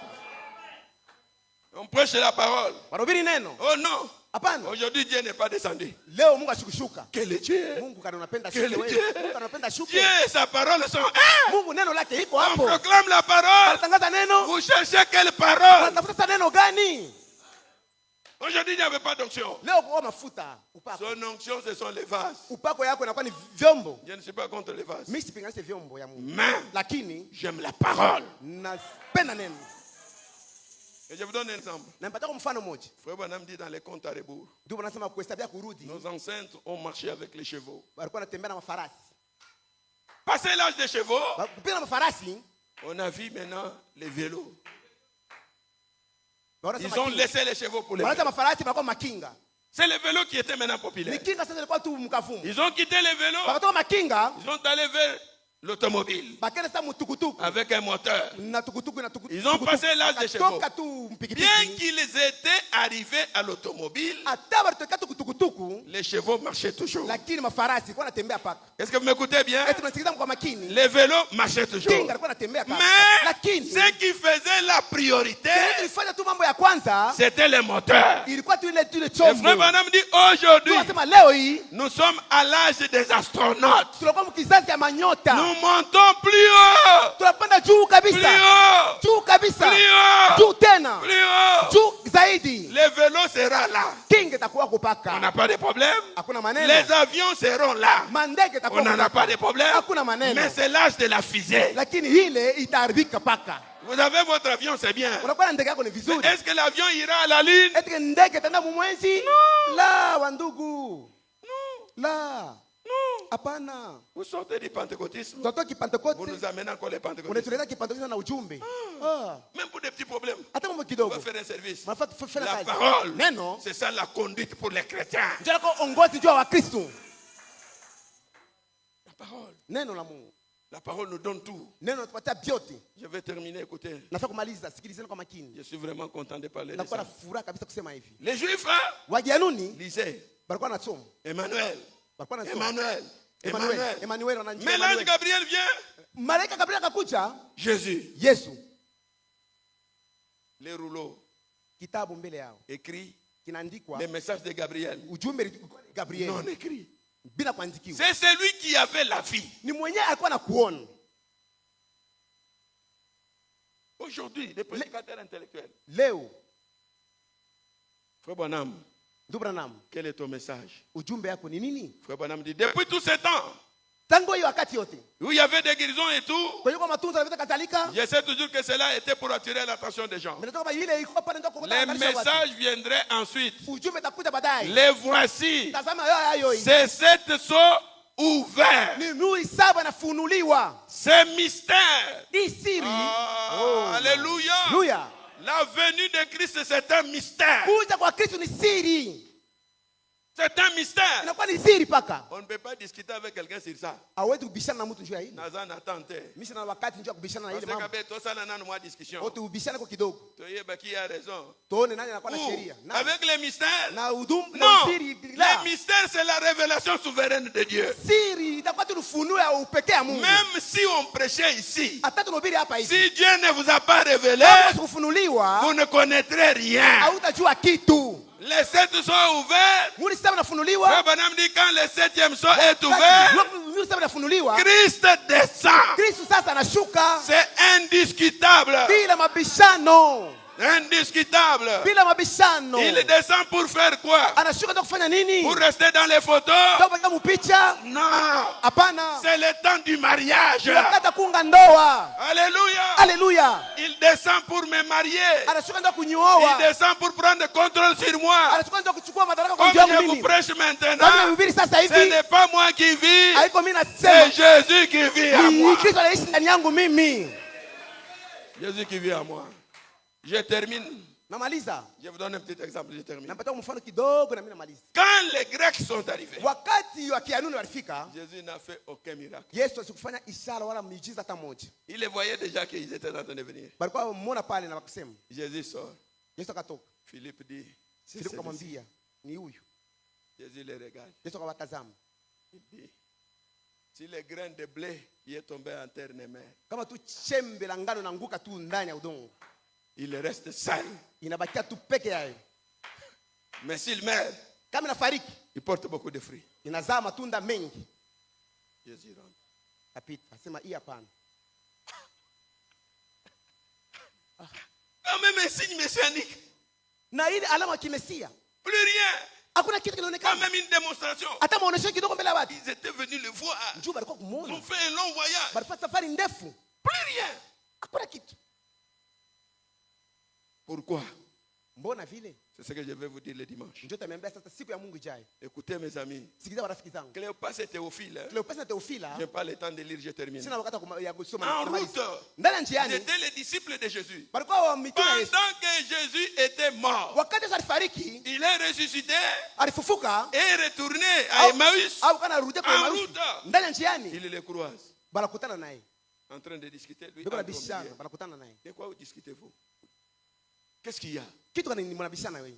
Cléopas les regarde. Cléopas Et akamtazama. toi, tu es le seul qui vit ici, qui ne connaît pas ce qui s'est passé à Wewe kama Jérusalem. mtakatifu unaishi mumkini au yama mnapitakana. Jésus dit quoi? Pesa manini napitakana? Papa, en présence de Jésus, Muwepo ya Yesu, ses propres disciples. mtume wake kabisa. Ah, mais toi, prédicateur de Moueka, comme Wewe moi, predikatori wa mweka kama est-ce mwenyewe que je vais connaître Jésus? Eti mpasa kujua Yesu Est-ce que je wewe. l'ai déjà vu? Est-ce que mon père le connaît? Est-ce que baba yangu Est-ce que anamjua? mon grand-père le connaît? Mkambo yangu anamjua. Un prédicateur de Fungurum là-bas. Mpira kule Fungurum Ah kule. non, nous attendons Jésus. Wote wasubiri Yesu. Est-ce que s'il venait, tu le connais? Mtu kidogo anamjua. Et aujourd'hui, Léo. il y a un seul homme qui le connaît. Kuna mtu mmoja anamjua tu. William Marion William Branham. Marion Branham. Théophile Teofila commence à gronder Jésus. akaanza kumfokea Et Yesu. toi, tu es l'unique qui ne connaît pas. Wewe uko hapa ujue kitu kimoja. Jésus dit quoi? Yesu amwambia nini? Allons ensemble, je vais vous expliquer les Écritures. Il a commencé Akaanza depuis les prophètes, tangu nabii. expliquant. Anafasiria. Pour qu'ils arrivent à les connaître. Jua afike mkutambua Wapi? akufikia kama. Si Jésus a fait ça, Kama Yesu alifanya vile. seulement moi, Les les prédicateurs de Mimi Mweka, mpira kule et Mweka. je dois vous prêcher, Mtamhubiri, vous allez croire aujourd'hui. mtamini leo? Non, Hapana, mtamini kamwe. Amutamini hata kidogo. non, Amutamini. non. Amutamini Il kamwe. a marché avec eux jusqu'au soir. Bartema hadi jioni. Arrivé le soir, Kufika jioni, il voulait partir. afika kukwenda? Non, Hapana, le usiende. temps est passé. Reste, Bakia dans dors msitu. chez nous. Lala kwetu. Il va continuer Na demain. utaendelea na safari kesho. D'accord. Sawa, talala Frère na Branham, mimi. Jésus accepte tout ce que vous lui demandez. Yesu alitika vyote mnamulomba lwake. Il est entré. Habari wanamchunga. Il s'est mis à la Banabakia table. pamoja naye pongezi. Cléopas va à la cuisine. Cléopas anaenda kupishi. Mama, prépare, nous avons un visiteur. pika chakula kwa na mgeni. Cléopas entre la maison. Cléopas ndani mnyumba. Il dit, papa, patientez. Baba vumilia Maman kidogo. prépare. Mama anapika chakula Cléopas nje va à la hapa. cuisine. Cléopas anaenda kupisha. Mama. Ha. Vraiment, maman. Lakini mama, Quand il est mort à la croix, wakati akufa kumsalama il a mama, pleuré, maman. alilia kabisa. Ah, mama. Et on l'a enterré. Na balimuzika ile siku. Maman, vraiment, cette fois, je ne peux Mama, pas suivre lakini encore leo quelqu'un. sitafuata tena mtu mwingine. J'ai laissé méchant. Nabakia tu wa mkali. Maman, cet homme-là, Ule mtu il a ressuscité Lazare. alifufula Lazaro. Cet homme-là, Ule mtu il a calmé les vents. alisimamisha pepo. Mama, Mama asali makambo ebele. anafanya mambo mengi mama yangu. Mais- Lakini Akufi. anakufa ule mtu mama anakufa. Kisobo. Anatoa tu hivi mumugini. Ah, mama. Il entre dans la maison. Anarudi tu nyumbani. Non, maman est en train de préparer. Mama anapika chakula. Ne vous gênez pas. Vous êtes en train Usijizuize. de causer avec lui. Tu Tunaongea vois kwa les mama. choses qu'on parlait en route Kuna là. watu kasa Je munjia. suis en train de dire à maman. Niko naomwambia ni mama. Cette fois, Sasa si j'entends qu'il y a un prophète, kama nasema kwa nabii, ne parle pas. mimi sitamchika kama sitaenda. pendant qu'il parlait, Wakati alikuwa anasema, Jésus était où? Yesu alikuwa wapi? Dans leur maison. Alikuwa ndani ya nyumba zao bila kujua. Maintenant, Sasa sa maman termine. mama kamaliza chakula, Prends la nourriture. akatoa chakula kumeza. Maître, Mwalimu, mangeons. karibu chakula yoi uje. Priez d'abord. Tuombe kwanza, va kula. Je suis fatigué même moi. Nachoka mama. J'ai la faim. Nakuwa na Depuis njaa. le matin. Tangu asubuhi yakula kitu. Mangeons si ça termine. Tukule kana malizika. Mama va amener d'autres. Mama ataleta vitu vingine viko hapo. Jésus les regarde. Yesu akawatazama. Et dit prions. Tuombe kwanza Mungu. Tuombe iko Il bakafurahi. prend le pain. Anachukua mkate ile. Haleluya. Haleluya. Il brise. Akavunja hayo. Comment se regarde? Bwana mtazama, ni Kristu.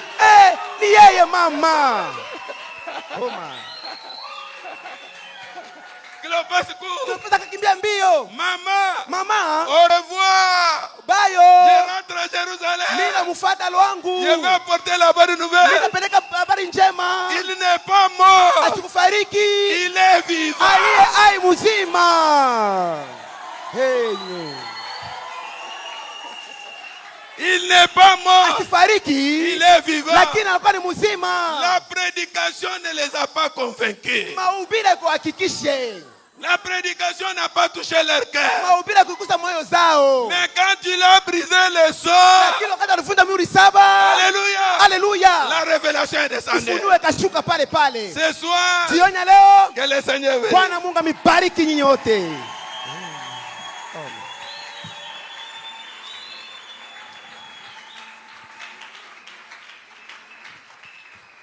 Est-ce qu'on peut applaudir encore très Eti fort? tupige vigelegele tena magharibi ya leo. Est-ce qu'on peut dire merci Yesu kwa Seigneur? asante Bwana. Les mystères. Siri, Les mystères ne se prêchent pas. siri abayubiri yake. Les mystères, ça doit se révéler. Siri ayo napata yujifunue peke yayo.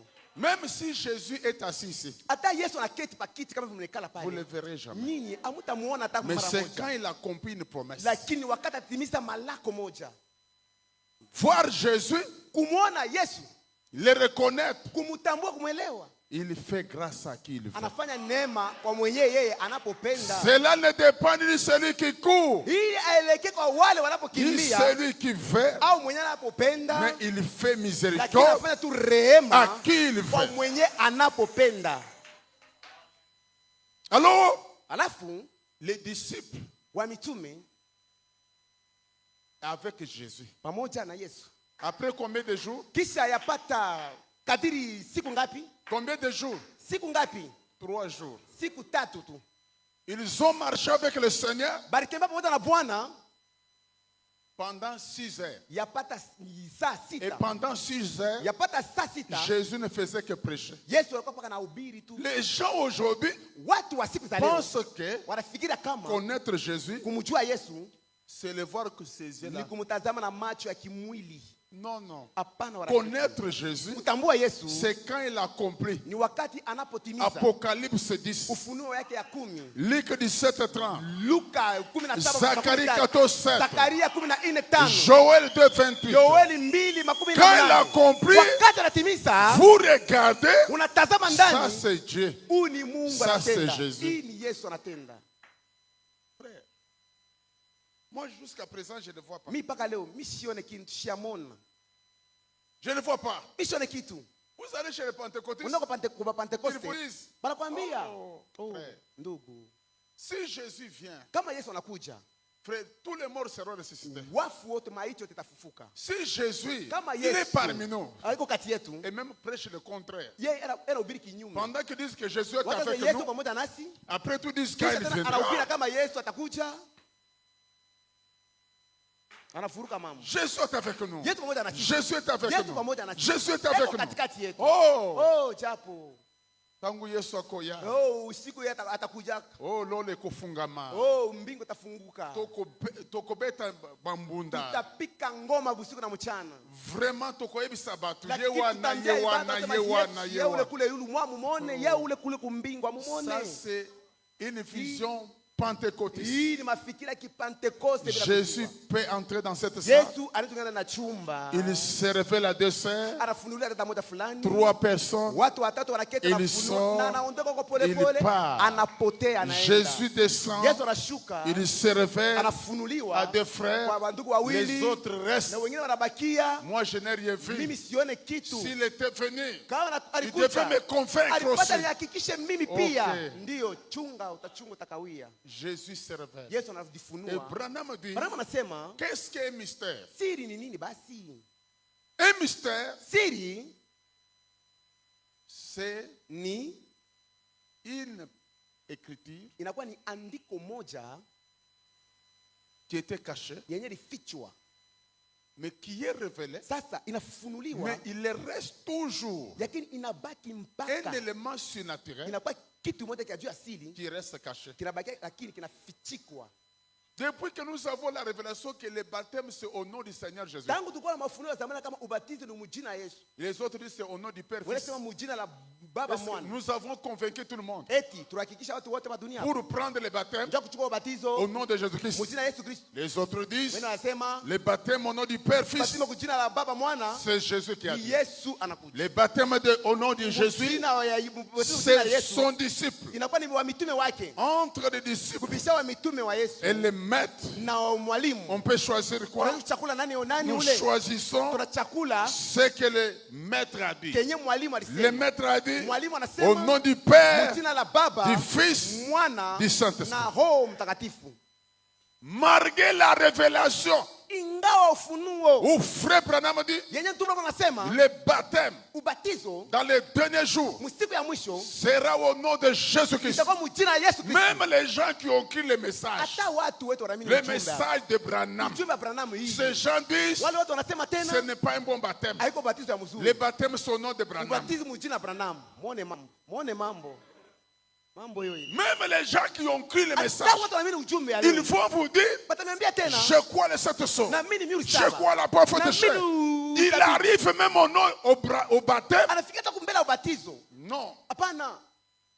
le baptême de Jésus, Batizo ya Yesu quand les sept sceaux sont wakati révélés, mihuri saba ilifunuliwa il y a un nom nouveau. kulikuwa jina moja mpya. Et le nom nouveau Na là, ile jina mpya ile c'est Branham ni alors. Branham. Oh, la famille Branham Japo familia ya Branham a existé ilikuwa naishi zamani. même avant que Branham soit né. Hata Izuru Branham azalika. La famille Branham a Familia ya existé. Branham ilikuwa naishi zamani. Mais aujourd'hui, Lakini leo hii les Branhamiens disent wakibranham wanasema un bon baptême, ubatizo mmoja mzuri c'est au nom de Christ ni mjina Kristo fait chair. nafanywa mwili. Et Christ fait Na chair, Kristo afanywa mwili c'est au nom de ni Branham. mjina Branham. Mshike mambo. Un mystère, Siri moja même si c'est révélé. hata inapofunuliwa. C'est pourquoi j'ai toujours dit aux gens, Ndio naambiaka watu moi je n'aime pas vouloir dire que j'ai convaincu quelqu'un. mimi sipende kwa mimi kama mimi nahakikisha mtu mmoja fulani Non, naamini il faut que Dieu se révèle à inapasa quelqu'un. Mungu ajifunue kwa mtu Et peke ce yake. n'est plus le temps de discussion. Haiko wakati wa C'est mabishano. le temps où Jésus-Christ Ni lui-même wakati Yesu Kristo peke se yake révèle à quelqu'un. anajifunua kwa mtu Il mmoja. parle à l'individu. Anasema kwa Il ne mwanadamu. parle pas à l'église. Akisema iko kanisa. Quand nous quittons cela, Wakati tunaondoka ile nous entrons dans un âge tunaingia sasa kizazi kimoja où l'homme yenye mtu avec Christ pamoja na Kristo devienne un. banakuja kitu Où kimoja. Christ Yenye Kristo parle à l'homme anasema kwa mtu et l'homme écoute. na mtu anasikiliza. Les autres n'écoutent Wengine pas. hawasikilize. C'est deux personnes Ni watu seulement. wawili tu. Oh, ce soir, Magharibi ya leo que je te parle, Mungu aseme na que Dieu wewe. se révèle à toi, Mungu ajifunue que Dieu kwako. t'accorde Mungu le akutukabidhi dessus de ton cœur, mapenzi ya moyo que wako. Dieu te donne Mungu le akutolee Saint-Esprit, Roho que Mtakatifu. Dieu te donne Mungu akutolee la révélation. ufunuo. Mettons-nous tous debout. Usimame bwima sisi wote. Le feu divin. Moto yake Mungu.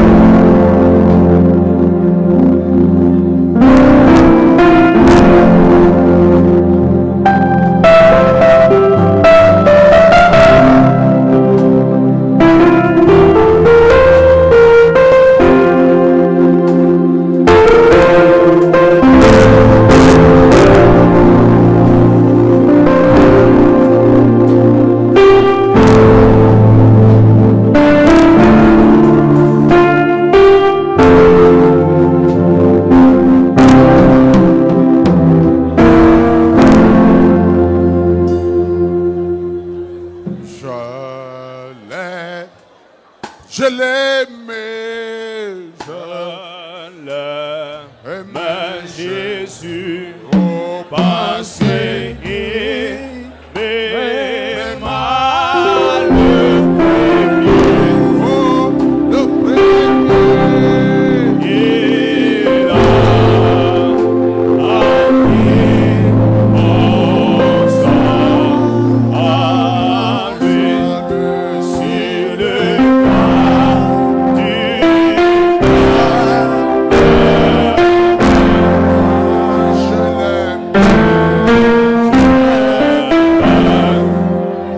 le pas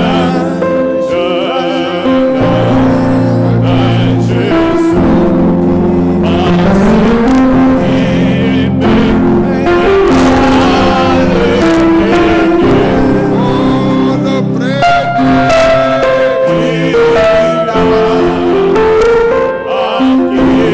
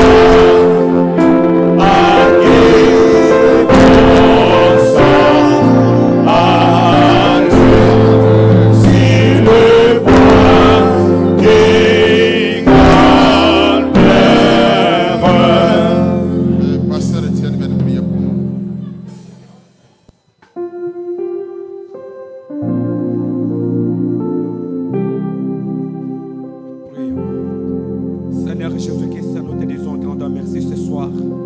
Parce que tu es bon, tu es merveilleux. Tu es le Dieu qui se cache et qui se révèle dans la simplicité. D'une manière si simple ce soir, que tu t'es manifesté, Seigneur. Que chaque personne, mon Dieu, mon roi, a compris l'utilité de ce message. On n'est pas venu ce message pour se former un groupe. On n'est pas venu ce message pour former une mutualité. Mais nous venons ce message pour entrer en relation intime avec toi. Oh Seigneur Jésus, laisse que cette révélation de ce soir, ça puisse, mon Dieu, donner une bonne compréhension à tout et chacun de nous. Que la personne qui n'avait pas une bonne compréhension, que toi tu l'accordes comme tu avais accordé que passer son ami. Que toi tu te révèles à chacun de nous ce soir d'une manière spéciale en lui, Seigneur. Parce que personne ne peut prêcher l'autre. Il n'y a que le Saint-Esprit qui est le véritable enseignant. Comme le Saint-Esprit dans nos âmes, il est le porteur de cette parole. Que lui-même le puisse l'incarner en nous. Il puisse, mon Dieu, le mettre en nous, Père éternel. À tel point que nous puissions vivre à l'auteur de cette parole. Oh, le Dieu de grâce et le Dieu de bonté. Bénis le prédicateur du jour. Bénis son interprète. Bénis l'auditoire. Bénis notre pasteur. Bénis la présence de tout et chacun de nous ce soir. Chaque personne qui était malade, qu'il sorte guéri au nom de Jésus. Parce que quand toi tu descends, la maladie va disparaître de nos corps. Quand toi tu descends vers la guérison. Quand toi tu descends vers le pardon du péché. Quand toi tu descends avec le réel baptême du Saint de nos âmes. Oh le Dieu réel, la personne qui était loin, qui n'avait pas encore délaissé dans son âme, qui a proclamation de cette parole, Seigneur, avec cette révélation, que le Saint-Esprit pénètre dans son cœur. La personne qui était loin, qu'il soit ramené plus près de toi, Seigneur. La personne qui ne descendait pas, qu'il te descende dans son âme, Seigneur. La personne qui avait des difficultés, parce que quand toi tu descends, tu termines les difficultés, Seigneur. Parce que quelqu'un peut venir devant toi avec un problème, retourner sans solution, Seigneur. Comme tu dis, je n'ai jamais vu un homme passer près de la croix, retourner toujours les mêmes personnes. Oh Seigneur, ce soir, que toi c'est qui nous a parlé, comme tu nous as parlé, Seigneur, nous croyons que chaque problème, chaque difficulté qui était venue dans ta présence, qui est intéressé dans cette église ce soir, ça doit rentrer avec une solution au nom de Jésus qui s'appelle. Accorde la solution de chacun. Bénis la présence de tout chacun. Bénis le orateur du jour. Bénis sa famille. Bénis ses enfants. Bénis son église qui est restée, Seigneur. Souviens-toi des petits troupeaux qui sont restés du côté des Kassouma de Seigneur. Prends soin des Seigneur. Bénis le Père éternel. Assiste-les, je vois des miracles. Tu es le Dieu qui garde, le Dieu qui protège. Dans le chemin de retour, accompagne-nous, Seigneur. Rassure-nous du danger. Nous le commandons tous à toi. Au nom de Jésus-Christ, notre Dieu. Amen.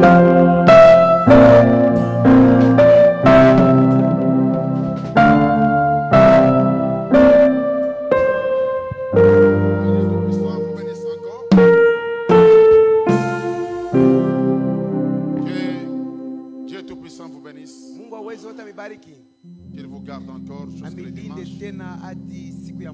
Que 1000 tombent à votre côté, 10 000 à votre droite. Vous ne serez jamais atteint. La parole vaincra les diables. N'importe où, n'importe quand, même s'il prend n'importe quelle forme. Mais cette parole que tu as écoutée, que cela vous donne la victoire. Et j'ai besoin de chacun de vous le dimanche. Et saluez votre frère. Dis que Dieu te bénisse. J'aimerais que Dieu te garde. J'aimerais que Dieu te garde jusqu'au dimanche. Que Dieu veille sur toi. Qu'il se réveille. Qu'il se révèle à toi. Qu'il se révèle à toi. Même la nuit. Pendant la journée. Qu'il t'accorde les désirs de ton cœur. Tu verras Jésus quand tu vas voir ce qu'il va accomplir dans ta vie. C'est là que tu le sauras. Ok, nous allons nous retrouver le dimanche de Je bénis encore tous les frères et sœurs.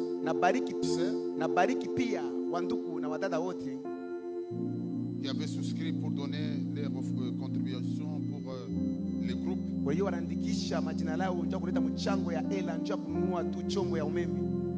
Que Dieu vous bénisse encore tous.